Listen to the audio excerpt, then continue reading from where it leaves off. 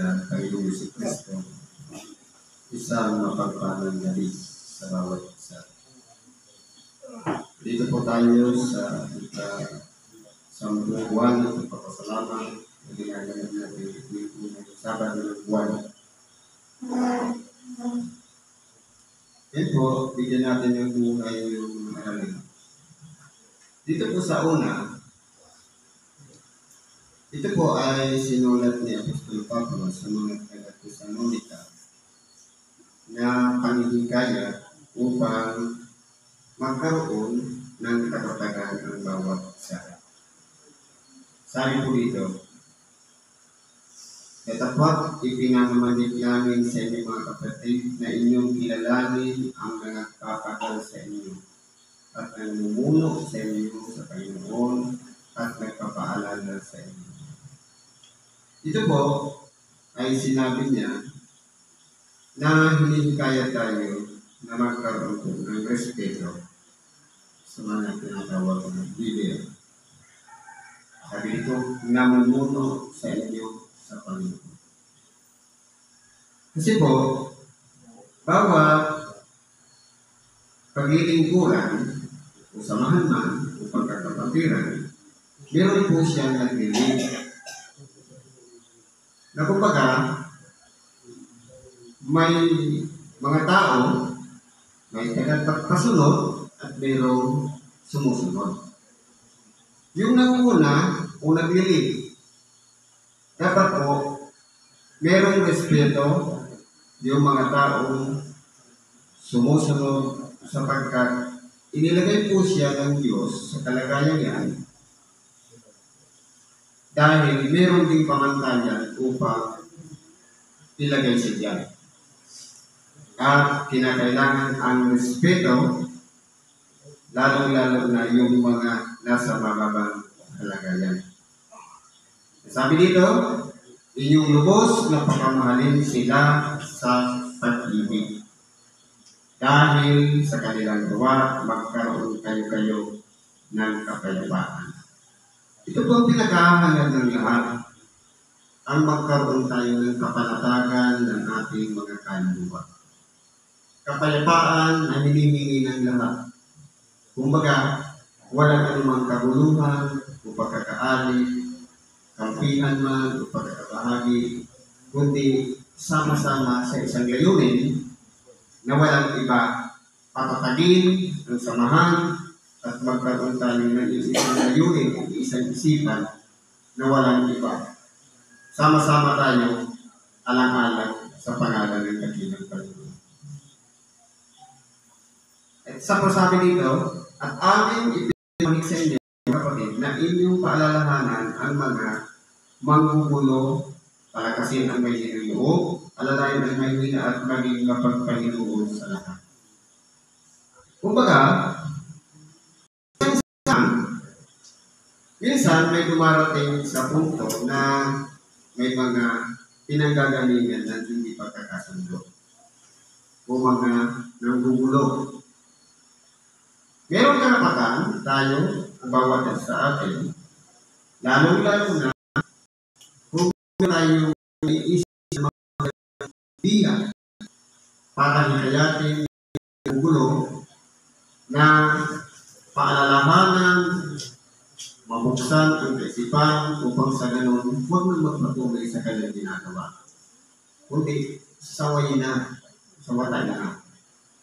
Sapagkat karapatan po natin ang manguna, lalong-lalo na kung tayo yung pinili ng Diyos na pumasok sa ating isip upang gawin ang isang bagay na nakalulunod sa Diyos.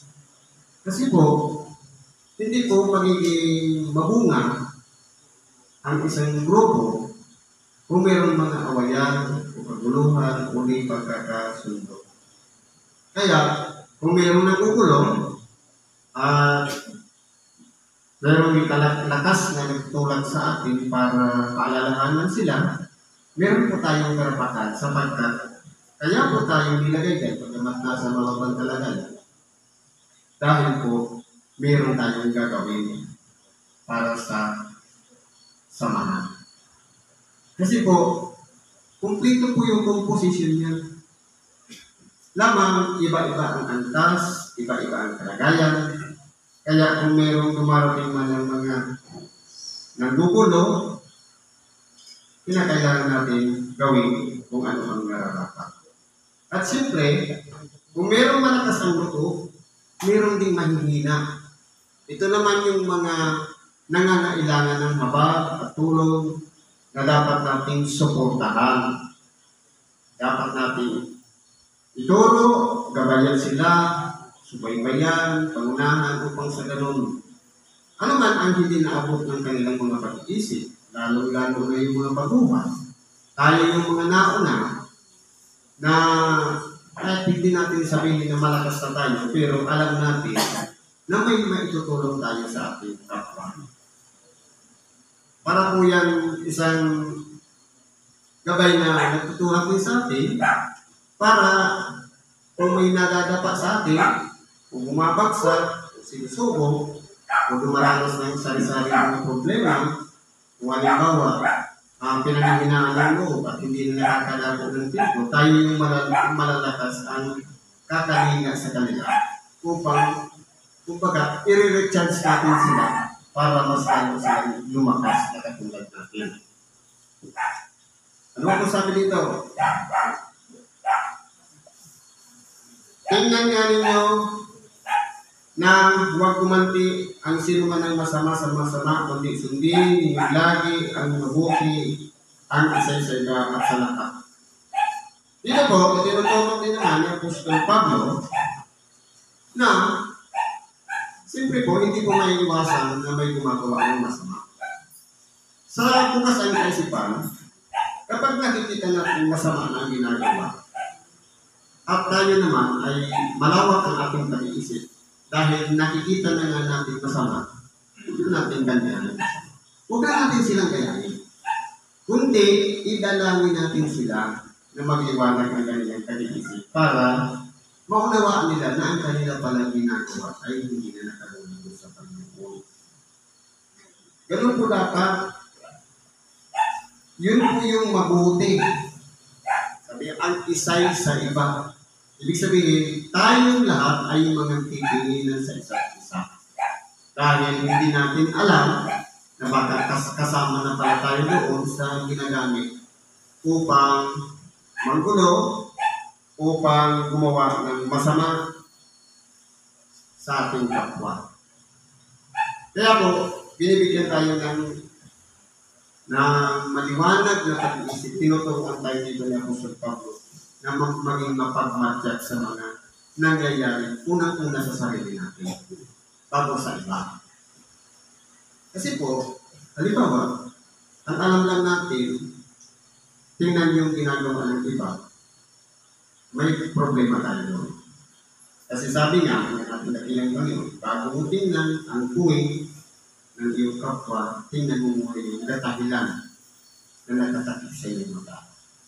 Unang-una, palagi natin titingnan ang sarili natin bago tayo kikilos. Kasi sa kasisita natin na gumagawa sila ng masama, mas malaki pa yung kasamaan na ginagawa natin. Ganun po tayo pinag-iingat ni Apostol Pablo. Mga anak kayong lagi, magsipanalangin kayong walang patid. Dapat po, na-experience natin yung kagalakan. Hindi yung aburido, na palagi na lang may problema, may kunting gusot lang, parang ilalagay natin na malala na, ano. Dapat, palagi natin iisipin yung kagalakan. Ano kaya ang magandang solusyon? Ano kaya magandang ideya para i-reunite, para pagkakasunduin ang lahat? Dapat po ganun ang purpose. Kung halimbawa, hindi na kaya, gamitin natin yung panalangin na walang pakita. Maraming pakikinggan tayo ng Diyos at ipapaunawa sa atin yung mga pamamaraan upang masog natin ang mga nangyayari problema. Sa lahat ng mga bagay ay magpasalamat kayo sapagkat ito ang kalooban ng Diyos kay Kristo tungkol sa inyo. Kung halimbawa man po, dumanas tayo ng kapighatian man o kaya magagandang bagay sa ating buhay, palagi natin ipagpasalamat. Kasi po, sa bawat pangyayari, meron pong aral na kaakibat na nakakabit po doon po tayo nakupupo. Kumbaga, hindi natin pwedeng iwasan ng isang bagay na pagdaraanan natin. Kung meron talagang, halimbawa, mga problema, o di pagkakasundo, normal lang po yun. Kasi, kumbaga, ang labanan dito sa ibabaw ng sanlibutan, kinakailangan natin danasin ang mga bagay-bagay na alam natin may aral doon sa bawat dinaranas natin mga problema. Kahit yan man ay mabuti o masama, malaki po may aral po. Sabi dito, huwag ninyong patayin ang ningas ng Espiritu. Bawat isa sa atin tumanggap ng Espiritu Santo. Ito yung gabay na parang pinakatanda sa bawat isa sa atin ng pagkakakilanlan na tayo ay na kay Kristo. Ito po yung Espiritu Santo itinatag sa atin para kilalanin tayo na pag-aari niya. Ngayon, halimbawa, nakikita natin na inactive na si Brad o kaya hindi na siya pumupunta ng templo. Bakit tayo kasama na rin? Sa kakapansin natin sa iba, tayo pala, inactive na rin natin. Dahil sinusundan natin yung inactive. Kaya, sabi niya, huwag natin patayin yung ningas. Habang lumilingas pa yan, papakalagin natin lalo, dapat mas lalo natin tayong productive at tayo ang pinagagalingan ng ningas na yan. Hindi yung nakikiningas lang tayo sa iba. Sabi dito, huwag ninyong hamakin ang mga panghuhula. Kung halimbawa, mayroong mga prophecy na ibinibigay sa atin, lalo-lalo na yung mga kapalwatingan, huwag natin hamakin, irespeto natin. Dahil talupan niya ng Diyos. Subukin ninyo ang lahat ng mga bagay, ingatan ninyo ang mabuti. Ito po yung nakukuha natin sa pabalik-balik natin sa templo. Siyempre, hindi lahat ng nangangaraw dito sa unahan, mabubuti yung sinasabi. Meron din doon na kinakailangan natin pipiliin yung mga mabubuting bagay. Kasi po, kumbaga, sa pagkain, kapag pinihain sa atin ang isang pagkain, hindi lahat pwede mong lunukin. Meron doon itatabi mo na bata, tinik pala yun, o kaya buto, kinakailangan pipiliin mo yung mga bagay na pwede mong nguyain, na hindi masasaktan ng iyong ngipin, o kaya matitinik man ang lalamunan. Kumbaga, pag hindi pwedeng lunukin, hindi natin ipasok sa bibig. Sa daanan pa lang, iwaksik na natin. Para, minsan, hindi na tayo masaktan. Ito po yung sinasabi, pag-iingat ng mabuti. Layuan ninyo ang bawat anyo ng masama. Ito po, kinakailangan natin palawakin ang ating pag-iisip kung paano natin makikilala ang tinatawag na masama. Ang mga bagay na hindi sumasang-ayon sa kabutihan, ito po ay masama. Lalo-lalo na kung ang nagiging bunga nito ay sumasamulat sa mga aral na ipinapahayag sa mga banal na kasulatan. Tayo po mismo ang nakaunawa nito. Kaya, kung halimbawa may kabay-bayan ng Espiritu Santo, madali pong kilalanin yung masama. Kaya, pwede natin iwasan at pwede natin layuan. Ngayon, ito po ang pinakamaganda. At pagkapanayin kayong lubos ng Diyos din ang kapayapaan at ang inyong Espiritu at kanulang katawan ay ingatan buo. Ibig ko pala sabihin, hindi lang yung Espiritu na kasama ng Espiritu gumagabay sa atin, pati pala kaluluwa natin. Ito yung tinatawag natin kamalayan. Ito yung parang kung titingnan natin, ito yung tinuturuan natin. Na walang iba dati noon, wala tayong muwang, walang malay, pero habang babalik-balik tayo sa pakikinig ng salita ng Diyos, natututo po tayo. Ito po yung tinatawag na kamalayan. Siyempre, pati yung katawan. iingatan po natin yan ng buo hanggang sabi nito na walang kapintasan sa pagparito ng Panginoon. Kaya kung halimbawa, okay nga, palagi tayong active sa pagdako sa templo, sa pagsamba, pero dapat palaging buo ang tatlo na yan. Kasi minsan, di ba, nandito nga yung katawan, yung kaluluwa mo nandito rin, yung espiritu minsan, yung mga alalahanin sa buhay, lalong-lalo na yung iniwan natin tahanan, walang tao, parang wasak yung ating pag-iisip. Andito yung katawan nga, yung atensyon na sa malayo. Dapat po, sama-sama yung lahat. Kumbaga, yung iniwan natin, ipagkatiwala na rin natin yan sa Diyos. Na kumbaga, iniwan natin yung maayos, pabalikan natin yung maayos. Yun, kasama po yun sa pagsampalataya. Kasi po, hindi naman tayo papabayaan ng Diyos. Ilalakit para rin natin yung pananampalataya sa mga nangyayari sa ating mga buhay. Sabi pa dito sa paghuli, tapat yaw sa inyo tumatawag, nagagawa rin naman nito. Kaya, kung tayo po ay kasama sa tinawag ng Diyos para maglingkod, para sumunod sa kanyang kalooban, para gawin ang kanyang mga kautosan, mapalad tayo. Dapat po siya. Tayo naman ay dapat maging tapat sa kanya. Ngayon po, dito sa ikalawa, napakaganda po ito. Ito pa ay mahabang sitas na ipinahayag din ni Apostol Pablo kung ano ang dapat nating pag-ingatan. Sabi po dito, ano nga ang ating sasabihin, ang kautusan bagay kasalanan, huwag nawang mangyari. Ngayon po, ano po ba ang kautusan? Ang kautusan ay gabay upang sa ganon, ang tao ay mayroong pinagbabatayan sa pang-araw na pamumuhay. Pero po, kung walang kautusan, wala rin pong kasalanan. Kasi po, ang kasalanan ay paglaban sa kautusan. Hindi ba ang unang tao, si Adam, binigyan ng kautusan. Yung paningili ng isang bagay na kainin. Isa lang yun. Pero dahil nga, kumbaga, kinakailangan ng tagasubok. Pero ang ginawa ng tagasubok, hindi dahil doon kay Adam ang pagsubok, kundi idinaan sa isang sa kasama ni Adam na may mahina ang kalooban. Ito yung si Eva.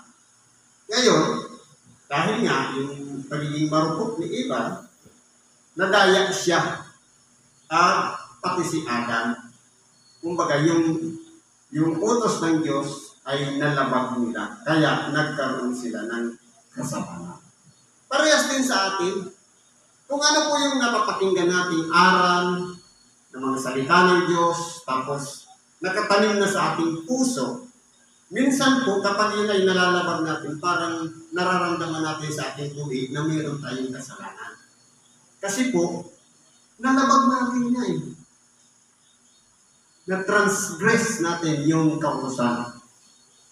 Ngayon, sabi nga, ang kautusan baga ay kasalanan? Hindi po. Maliban lang kung mayroon ng paglabag, magiging kasalanan na po siya. Dapat hindi ko sana nakita ang kasalanan, kundi sa pamamagitan ng kautusan. Totoo. Kung walang kautusan, wala kang lalabagin.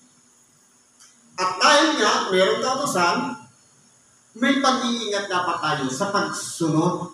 Pero, dahil nga tayo ay nasa kalagayan tao, mahina at marupok, minsan po, ang pagsunod po, kahit gaano tayo nag-iingat, hindi po talaga natin maiiwasan magkasala. Kasi po, yung tao po kasi, may nasa mababang kalagayan siya.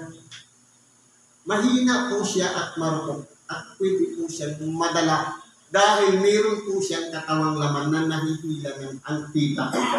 Kaya tayo po ay nagkakasala. Ngayon, Isang halimbawa dito, hindi natin malalaman na ang pagiging sakim pala ay kasalanan hanggat hindi natin narinig na bawal pala ang manakim. Pero nung hindi pa natin alam ang kautusan na bawal pala yun, kahit manakim tayo, wala tayong lalabagin dahil wala tayong alam. Kumbaga, ignorante tayo. Hindi natin napakinggan, hindi natin nabasa, kung nasabit man lang sa atin na iyon pala ay bawal.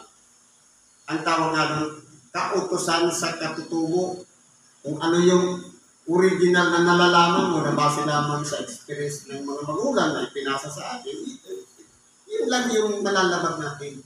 Pero, kung alam natin na narinig na mismo natin na bawal pala, tapos na-transgress natin o nalabag, ito na po yung ibinibilang na kasalanan.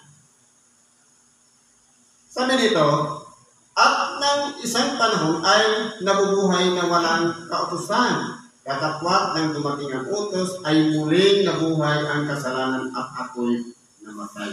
Kaya nga po, kung titingnan natin, kapag itinaas natin yung sa Roma 6, dahil sa kautusan, kapag may paglabag, humahantong sa kasalanan. At kapag ang kasalanan ay lumalaki na, namumunga ito ng kamatayan. Ngayon, ang kabayaran ng kasalanan ay kamatayan. Kaya, kapag sinabi natin na tayo ay matuwid, tayo'y walang kasalanan, dinagaya po natin ang ating sarili. Pwede natin yan sabihin kung halimbawa na ang ating buhay ay hindi dumanas ng kamatayan. Pero kung titingnan po natin, halos 2 tao lang ang hindi dumanas ng kamatayan. Si Enoch at si Elias na inagaw ng Diyos. Kumbaga, sa bagay pong ito, itinuturo sa atin na dahil sa kautusan, nagbunga po ito ng kasalanan at ang kasalanan ay nagbubunga po ito ng kapag lumaki na ng kamatayan. Ibig sabihin, sintensyado na yung tao, lahat tayo na makasalanan ay daranas talaga ng kamatayan. Ito po kasi yung punishment na nagpapatunay na lahat tayo ay makasalanan dahil lahat po tayo ay daranas ng kamatayan. Ngayon, sabi dito, at ang utos na sa bubuhay ay nasumpungan kung ito'y sa ikamamatay. Totoo po. Dahil nga po, marupok tayo. Pwedeng mapahamak tayo nitong pita ng laman. Ito po kasi yung nagdadala sa atin ng magkakasala, yung pita. Kaya akala natin yung pagsunod ng kautusan, sapat na. Pero dahil nga, nakakalaban tayo, kahit sabihin pa natin, merong 10 kautusan, hindi lang natin nasunod yung isa doon, damay na po lahat yun. Kaya, tayo po ay hahantong sa kamatayan. Sabi dito, sapagkat ang kasalanan ng nakasumpong ng pagkakataon ay dinaya ako sa pamamagitan ng utos at sa pamamagitan dito ay pinatay ako. Totoo po, dahil po sa kamalayan natin at sa kaalaman natin, dahil sa paglabag, ito po ang pumatay sa atin. Ang kamatayan, tinatawag ito, paghiwalay. Kaya sabi niya, ang unang kamatayan, ito yung pagkahiwalay ng ating kaluluwa sa ating katawan naman. Ngayon, kung mangyari na sa atin na lahat tayo ay mamamatay, ang importante po, mayroon tayong pag-asa. Na, nung makilala natin si Kristo, sumampalatay tayo sa Kanya, sinunod natin ang Kanyang mga aral, umaasa tayo na sa Kanyang pagbabalik, meron tayong tatamuhin gantimpala para sa Kanya. Sabi niya, akin ang paghihiganti, ako ang gaganti. Kaya sa gumagawa ng masama, ang ibibigay sa atin, paghihiganti. At sa gumagawa ng mabuti, nasa Kanya ang ganti na may kasamang pagpapala. Kaya po, tayo po ang gagawa ng pinakakwento ng ating buhay upang sa ganon, masunod natin ang kalooban ng Diyos. Sabi dito, kaya nga ang kautusan ay banal at ang utos ay banal at matuwid at mabuti. Totoo po. Matuwid yung kautusan. Banal siya. Pero ang tao nga, dahil may paglabag, nagkakaroon ng pagkakasala. Kaya hindi po sila magpanagpo. Kasi po, dahil nga itong pita mo naman. Kahit anong pilit natin na pagpapakamanan, pagtutungit sa ating sarili, nahihikaya talaga tayo nitong pita na naman. Kaya, kahit sabihin natin ang kautusan ay banal, tayo po ay makasalanan, hindi po natin mapiperfect ang pagsunod sa mga kautusan. Ang mabuti nga baga ay naging kamatayan sa akin, huwag naman mangyari. Kundi ang kasalanan upang may pakilalang kasalanan. Sa pamamagitan ng mabuti ay gumawa sa akin ng kamatayan. Nasa pamamagitan ng utos ang kasalanan ay maging lalong sala. Totoo po, mas lalo pang lumalala dahil nga po sa pagiging isang marupok. Sapagkat nalalaman natin na ang kautusan sa Espiritu. Totoo po. Dahil ang pinanggalingan nito, Diyos. Ang Diyos Espiritu. Tayo po nasa laman. Kung yun yung unang mga nilikha ng Diyos,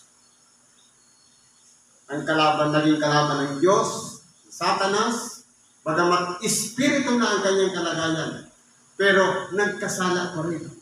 Dahil po sa kataasan na parang ipinipantay niya ang kanyang sarili sa Diyos. Ito po yung nag-udyo para yung sarili na yung sobrang paghahangad na ipantay ang sarili sa Diyos, nagkakasala na pala si Satanas. Kaya, kumbaga, ang naging kalagayan, naging kaaway sa ngayon ng Diyos. Sapagkat yung utos na dapat sana susunod sa Diyos na makapangyarihan sa lahat, pero meron na kung ginawang pagsaway. Kaya sa langit pa lang, meron ng paglaban. Dito sa tao, yung unang tao naman ang nagkaroon ng paglaban. Ngayon, ang kautusan sa Espiritu, pero tayo po nasa laman. Kaya ngayon, merong problema sa pagsunod. Sabi dito, sapagkat nalalaman natin na ang kautusan sa Espiritu, ngunit ako'y sa laman na ipinagbiling sa ilalim ng kasalanan. Kumbaga, tayo po ay lahat ay makasalanan. Hindi, aminin man natin o hindi, wala pong matuwid, wala kahit isa. Kahit sabihin natin, iniingatan natin ang sarili, sa pagsunod, sa pagiging isang matuwid, pa rin natin. Ito ang magiging kalagayan muna. Kinakailangan muna natin hanapin ang presensya ng Diyos sa ating buhay bago tayo gumawa ng mabuti.